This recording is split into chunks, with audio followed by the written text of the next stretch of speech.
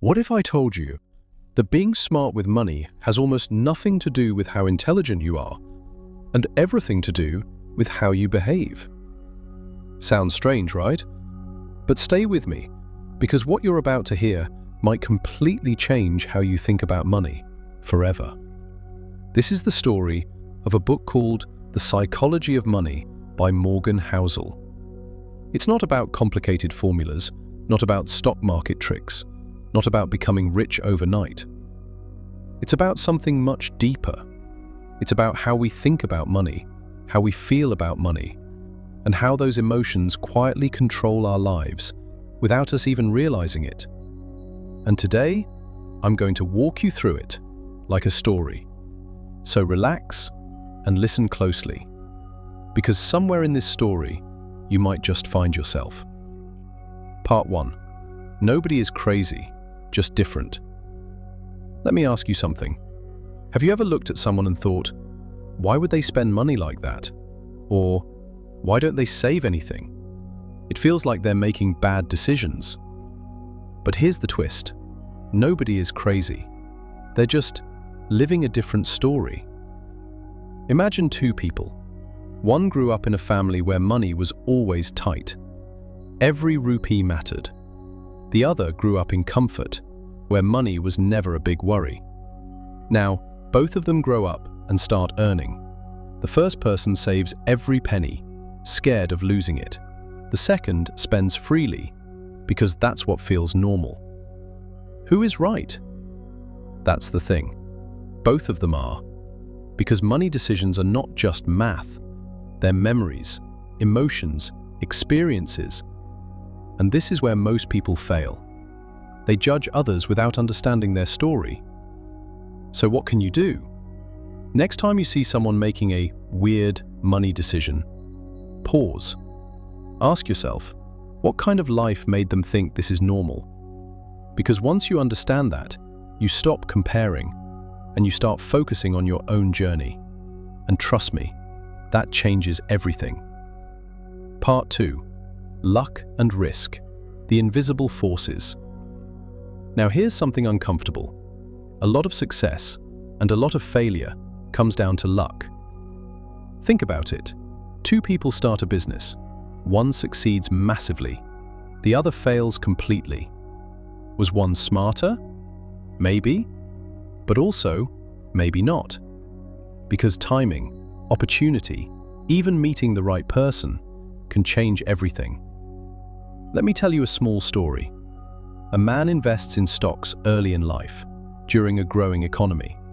He becomes rich. Another man does the same thing, but during a recession, and loses everything. Same decision, different outcome. Why? Luck and risk. But here's where it gets interesting. People who succeed often believe it's all because of their skill, and people who fail think it's all their fault. But reality is, it's always a mix. And this idea is powerful, because it makes you humble when you succeed and kind when you see others struggle. So what should you do? Don't blindly copy successful people. Instead, take inspiration. But remember, their story is not your story, and your path will always be unique. Part 3. The power of compounding. Small things, big results. Let's talk about something magical, compounding. It sounds boring, but it's actually one of the most powerful forces in the world. Imagine planting a tiny seed. For days, nothing happens. Then suddenly, a small plant appears. But over time, slowly, quietly, it becomes a huge tree. That's how money works. Small savings, small investments don't look like much in the beginning. But give them time, and they grow into something massive. There's a famous investor who became extremely rich, not because he earned the highest returns, but because he stayed invested for a very long time. That's it. Time did most of the work. And here's where most people fail. They want quick results. They invest today and expect big returns tomorrow. But when it doesn't happen, they quit. And that's the tragedy, because compounding needs one thing more than anything else: patience. So what can you do? Start small. Even if it feels like nothing, just stay consistent, because one day you'll look back and realize those tiny steps changed your life. Part 4. Getting rich versus staying rich. Now, here's a big question. Is it harder to become rich or to stay rich? Most people think becoming rich is the hardest part, but actually, staying rich is much harder. Because making money often requires taking risks, but keeping money requires something else: discipline. Let me tell you a quick story. A man becomes rich through business. He earns a lot, fast, but then he starts spending more, taking bigger risks, trying to become even richer. And slowly, everything collapses. You've probably seen this happen. Celebrities, athletes, businessmen, they earn millions and then lose it all. Why? Because they didn't protect what they had. And this is where the next idea changes everything. Survival is success. You don't need to win every time. You just need to avoid losing everything. So what should you do? Save more than you think you need. Avoid unnecessary risks. Don't try to impress others with money, because real wealth is not about showing off. It's about staying secure. Part 5. Freedom, the real goal of money. Let's be honest. Why do we want money? Is it for luxury? Big houses? Expensive cars? Or is it something deeper? The truth is, what we really want is freedom. The freedom to choose, to wake up when we want, to work on what we love, to say no when we don't feel right. Imagine this. Two people earn the same amount of money. One spends everything, trying to look rich. The other saves quietly and lives simply. Years later, the first person is still stuck, working to maintain their lifestyle. The second person, they have options. They can take a break, change careers, travel. They are free. And that's the real power of money. Not status, not attention, but control over your time.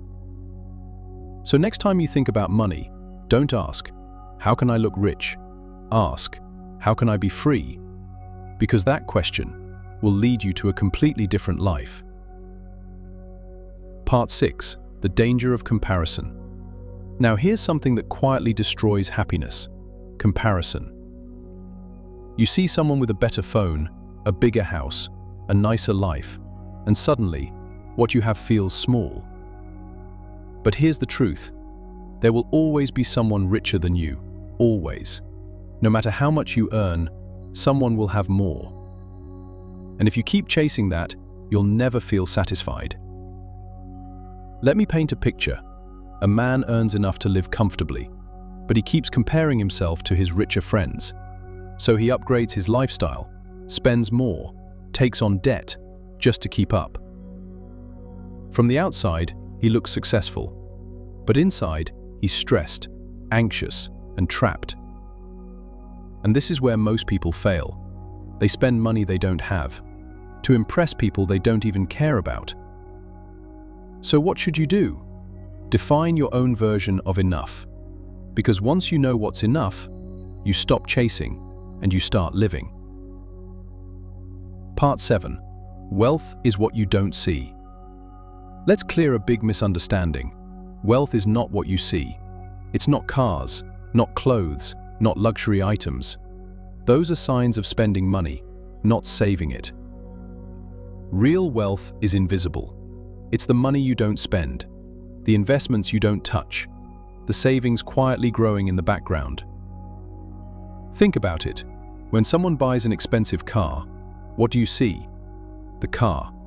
But what you don't see is the money they no longer have. And this is where the mindset shifts. Rich is flashy, wealth is silent. So instead of trying to look rich, Focus on building wealth quietly, because one gives attention, the other gives freedom. Part 8. The importance of a simple plan. Now you might be wondering, all of this sounds good, but what should I actually do? Here's the answer. Keep it simple. You don't need complicated strategies. You don't need to predict the market. You don't need to be perfect. You just need a few simple habits. Spend less than you earn. Save consistently. Invest for the long term. Avoid big mistakes. That's it. Simple, but not easy. Because the real challenge is not knowledge, it's behavior. And this brings us to the final idea. Final part. Your behavior shapes your future. At the end of the day, money is not about numbers, it's about behavior. You can earn a lot, but if you don't control your habits, it won't last. You can start small, but with the right mindset, you can build something powerful. And here's the beautiful part. You don't need to be perfect. You just need to be consistent. Because over time, your habits become your life. So let me leave you with this. One day, you'll look back at your life and realize it wasn't the big decisions, but the small, daily choices that shaped everything. The extra money you saved, the unnecessary expense you avoided, the patience you showed. It all added up, quietly, slowly, powerfully. And maybe, just maybe, you'll realize something deeper. That money was never the goal. It was just a tool to build a life that feels calm, secure, and free. So take a deep breath. Think about your choices. And remember, you don't need to be the smartest person in the room. You just need to make better decisions, one small step at a time. Because that's how real wealth is built, and that's how your story changes.